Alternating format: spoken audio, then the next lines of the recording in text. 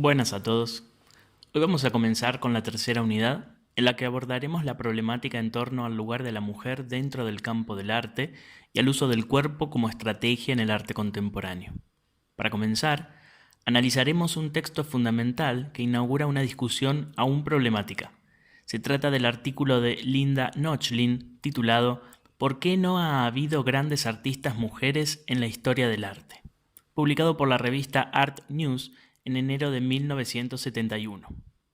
Por otro lado, también incluiremos los aportes de Griselda Pollock, publicados en su libro Visión y Diferencia, e ideas de María Laura Rosa, con su artículo La cuestión del género.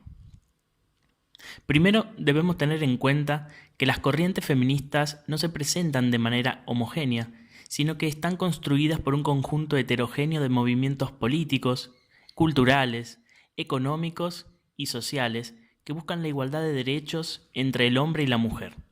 El avance de estas corrientes feministas, desde fines del siglo XIX y principios del siglo XX, había logrado ciertos objetivos, principalmente el derecho al sufragio y a la propiedad.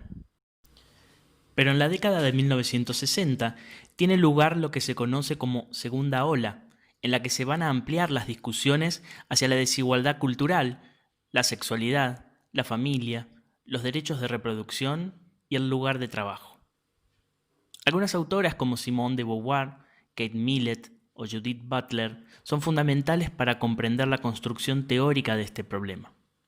Esta segunda ola es la que irrumpe también en el escenario del campo del arte y se manifiesta en el artículo de Linda Nochlin, que revisa el carácter machista de la historia del arte tradicional, en la que se excluyó de manera constante a la mujer de la categoría de artista y de genio. Una postura posible es la de examinar la historia del arte y reinsertar nombres de artistas mujeres, o una segunda postura consiste en considerar un estilo femenino, diferenciado y reconocible a partir de la experiencia y la situación de las mujeres en la sociedad patriarcal. Según Nochlin, el error estaba en entender al arte como una expresión personal, directa, de la experiencia emocional individual. El punto de Nochlin radicaba en poner en evidencia la opresión racial y de género que existía en el campo del arte. Y esta opresión se llevaba a cabo a través de las instituciones y de la educación. Analizó la educación diferenciada como causa de la exclusión y la marginación de la mujer. Tengamos en cuenta que la instrucción artística desde el Renacimiento estaba organizada a partir de tres ejes: el estudio de la antigüedad, el modelo vivo masculino y femenino y el análisis de la anatomía. Respecto del segundo punto, los varones podían acceder al desnudo masculino en las academias públicas y al desnudo femenino en las escuelas privadas hasta 1850, pero las mujeres no podían estudiar ningún tipo de desnudo hasta el siglo XX, por lo que se las relegaba a géneros que en esa época eran considerados menores, como el bodegón o el retrato, negándoles la producción de los géneros mayores, el histórico, religioso y mitológico. Por otro lado, recordemos que existía en el paradigma tradicional la noción de genio artista, una construcción originada en el Renacimiento, madurada en el Romanticismo y resignificada durante las vanguardias históricas. Un ser con talento innato y espontáneo, de carácter extravagante e individualista, que es una pieza fundamental para conformar el relato de sucesión de grandes nombres de la historia del arte. Sostiene Linda Nochlin que la pregunta ¿por qué no ha habido grandes artistas mujeres?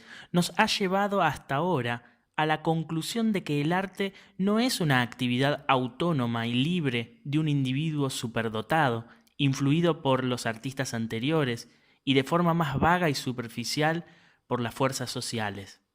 Lejos de esto, la situación global de la producción artística, tanto en lo que respecta al desarrollo del creador como en lo relativo a la naturaleza y la calidad de la propia obra de arte, se encuadra en una situación social. Es un elemento clave de esta estructura social y está condicionada y determinada por instituciones sociales concretas y definibles. Nochlin señala que existen nociones instauradas como naturales, cuando en realidad son construcciones sociales, con tendencia ideológica claramente eurocentrista, blanca, católica, heterosexual y machista, propia de la modernidad. El planteo de Nochlin y otras teóricas da lugar a una serie de muestras, entre las que se encuentra la emblemática Artistas Mujeres 1550-1950, con curaduría de Anne Sutherland Harris y de la propia Linda Nochlin, llevada a cabo entre diciembre de 1976 y noviembre de 1977, en la que se incluyeron 83 artistas de 12 países. La muestra comenzó en el Museo del Condado de Los Ángeles para trasladarse al Museo de Arte de la Universidad de Austin, más tarde al Museo de Arte de Pittsburgh en Pensilvania y finalizar su recorrido en el Museo de Brooklyn de Nueva York. En esta muestra se reivindicaban nombres de artistas mujeres como Artemisia Gentileschi, una pintora italiana, gran representante del barroco; Louise Moyon, pintora francesa, especializada en bodegones;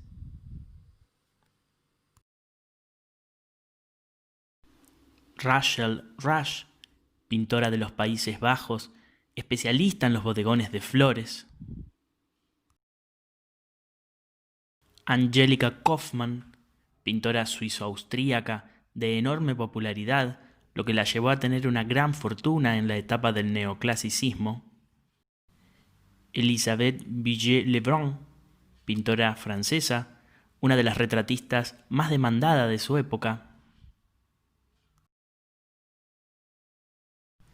Berthe Morisot, pintora francesa y una de las fundadoras del movimiento impresionista; Gwen John, una pintora de Gales, retratista de mujeres anónimas;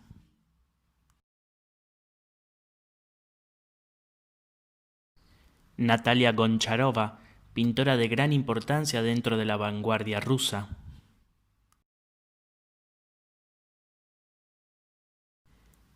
Vanessa Bell, pintora que introdujo el impresionismo en Inglaterra;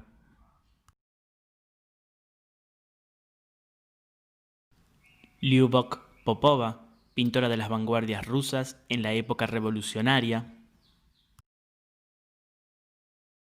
Romaine Brooks, pintora nacida en Roma, pero enviada a Estados Unidos desde muy pequeña, entre muchas otras. Para Althusser, la ideología no es solo un conjunto de ideas y creencias, sino un ordenamiento sistemático de una jerarquía de significados y el establecimiento de posiciones para asimilar esos significados a través de instituciones sociales. Desde esta línea, Griselda Pollock asegura que la mujer tendría una ideología prestada del varón y no propia, porque su subjetividad está construida por el patriarcado. Trasladando este problema al campo del arte, la pregunta ¿existieron artistas mujeres? O ¿por qué no ha habido grandes artistas mujeres? Reproduce los parámetros tradicionales asegurando el estatus normativo. A las mujeres artistas no se las omite por un olvido o prejuicio, sino como una operación activa. Se intenta producir y perpetuar una jerarquización del género masculino. La forma en la que conocemos el mundo obedece a un patrón ideológico que construye determinado discurso. Este patrón se condice con el orden social dentro del cual el conocimiento es producido. Por lo tanto, las prácticas culturales también actúan produciendo significados. Son prácticas de representación. Producen significados y posiciones desde las cuales esos significados deben ser consumidos. Las imágenes o los textos no son espejos del mundo. Las mujeres han desistido las definiciones de feminidad y resistido a través de sus producciones artísticas, pero no para ingresar al relato legitimador de la historia del arte, que es una historia patriarcal.